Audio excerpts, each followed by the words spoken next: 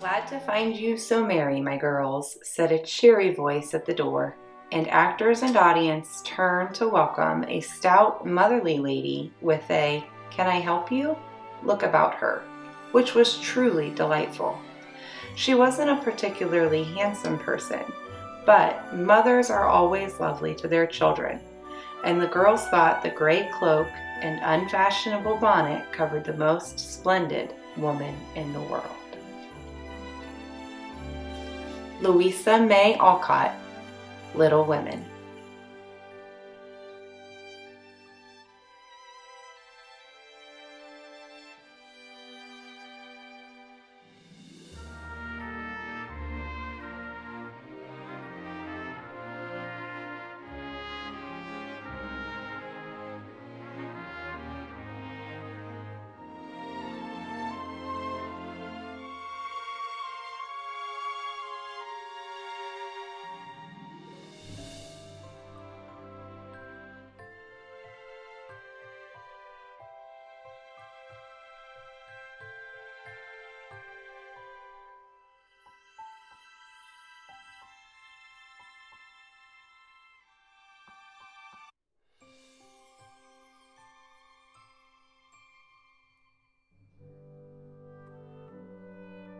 We all want our Christmases to be magical and full of memories every year. And that's why I decided to start decorating my home with less instead of more. I know that sounds absolutely contrary and opposite to everything that you're going to hear when you turn on your TV and you see all the commercials and you go to all the stores. But for me, I've discovered that having less chaos in our home creates more space for us to be intentional and to create memories that we want for our girls to have for the rest of their lives. Hey guys, it's Aaliyah with Open Doors, Open Hearts blog, and today I'm so excited to share with you the process that I used to decorate our kitchen for Christmas this year. So the first thing that I like to do when I do this is to kind of set the scene. I want to decorate the home, and I think sometimes it can get really chaotic when you're trying to decorate. You have all these totes that you bring into the house and you put everything out on the table and you're looking at it all, trying to figure out what you're going to do, and the kids still want some snacks and lunch and diaper changes and all of the things. And so it can feel kind of chaotic. Your house looks like an absolute wreck when you're trying to decorate for Christmas. So the first thing that I like to do is to either turn on some Christmas music or turn on a traditional book that you would read at Christmas time. Turn on the audio version so you can listen to it while you're decorating. And then also to make it smell like Christmas. So I like to do simmer pots in the winter because it's cold, so I'm not worried about overheating the house. But a candle would be equally efficient in creating that smell and that ambiance to kind of help calm you down and remind you why you're doing what you're doing. And then the next thing is to kind of reduce the chaos.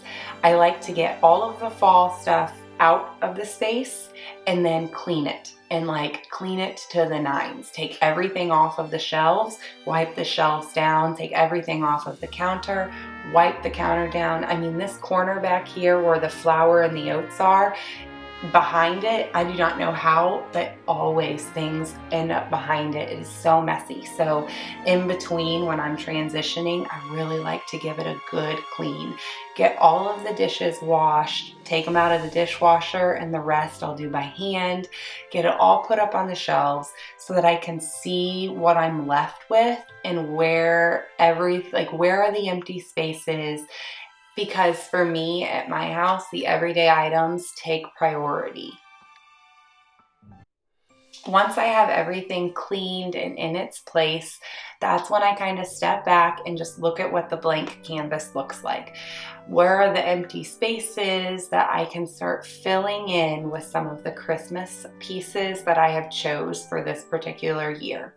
I always start with the empty spaces that are my low traffic areas. So in our kitchen, one of the biggest low traffic areas is the top corner shelf. It's too high for me to reach. I'm not tall enough to reach up there on the regular. So generally speaking, that top corner is going to always have some kind of a decoration in it, but it's not going to be something that I'm going to use all the time. So this year I chose to put a vase of stems up there. Those stems are actually little broken pieces of old greenery, and I went outside and grabbed a stick, and I just took some floral wire and wrapped the greenery around the stems of the stick, all the just different places, to make it look a little more realistic, because I felt like when I shoved all of the stems in there, it just didn't look real. It kind of looked a little more too much like a cluster, I suppose. But when I went outside and got the stick, it allowed the little green pieces to get further apart from each other and gave it a little bit more of a realistic appearance. The other low traffic spot in our kitchen are those pegs that we just put in, that peg rail underneath of the shelves. I do have a few things that I hang on there that I use regularly. Our measuring cups, my grandma's old scoops. Well, they're measuring cups, but I use them as scoops for our oatmeal or sugar things. But there are a bunch of empty spaces, and so that is a nice place for me to use to decorate, because there are so many pegs.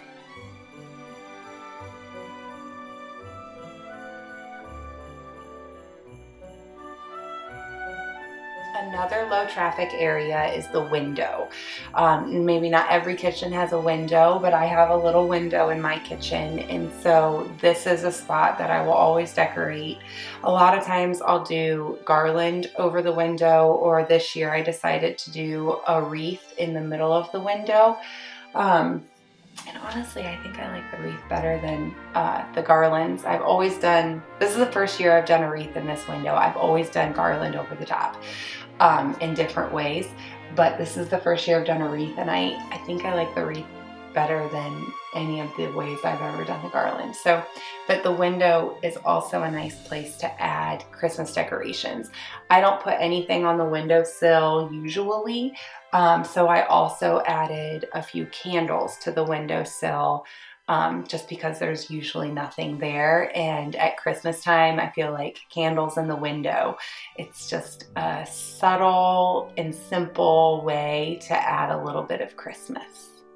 So once I have all of my spaces that are like low traffic filled with the Christmas decorations that I want for this year, that's when I kind of step back and make sure that everything looks balanced. In this particular situation, it was not balanced because everything was decorated all the way to the window, and then I did not do anything over here in this corner where my coffee mugs are and where the KitchenAid mixer is. So I decided to grab some of the green pieces that have broken that I grab out of the bottom of my tote every year. And I decided to put them on top of the counter, like behind the KitchenAid mixer, because I felt like if I put them behind the KitchenAid mixer, then they were a little bit out of the way, so that when we were doing our Christmas cinnamon rolls, our sugar cookies, we just made pumpkin roll, it wasn't going to be in the way as much. So I can just pull the KitchenAid mixer out, do what we do with the KitchenAid mixer, clean her up, and then slide her back in. And the greenery's not going to be in the way quite as much. It's not in a perfectly low traffic area, but it was a way that I could add some greenery without it being too in the way for life and memory making. Another tip when decorating for Christmas to help it feel like it's nice and Christmassy, but still simple, is to keep the number of elements that you're going to be decorating with to a minimum. So this year I decided that the elements I was going to use for my Christmas were simple greens, So all of my wreaths, garland, and picks were just going to be simple greenery, maybe a few pine cones, but nothing else. None of the, nothing sparkly, no red berries, just simple greenery. I did burgundy ribbon that I made myself. I ripped the fabric, dyed it, turned it all into ribbon. So all of the ribbon throughout the entire house is the same. And then I also went with brass and candles. So all throughout the house, those are going to be the main elements that I used to decorate. And I think by keeping the number of elements that you use down, you can help also create that more simple feeling while still kind of packing a punch, because the whole home is going to feel cohesive in that theme. So as a final thought, I wanted to share with you, we are reading Little Women, and we're going to hopefully make it a tradition to read Little Women every year come Christmas time. And while I was reading it, I was wondering, like, am I Jo? Am I Meg? Am I Beth? Like, which Little Women am I?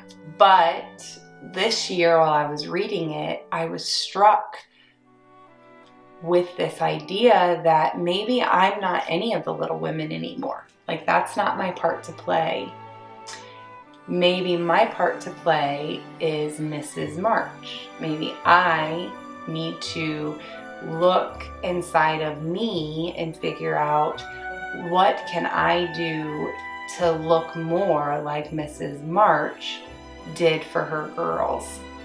And so that quote that I said to you at the beginning of the video, when I read it, that's when I had that thought that I need to make sure that I am the most beautiful person, regardless of my mommy clothes and my apron.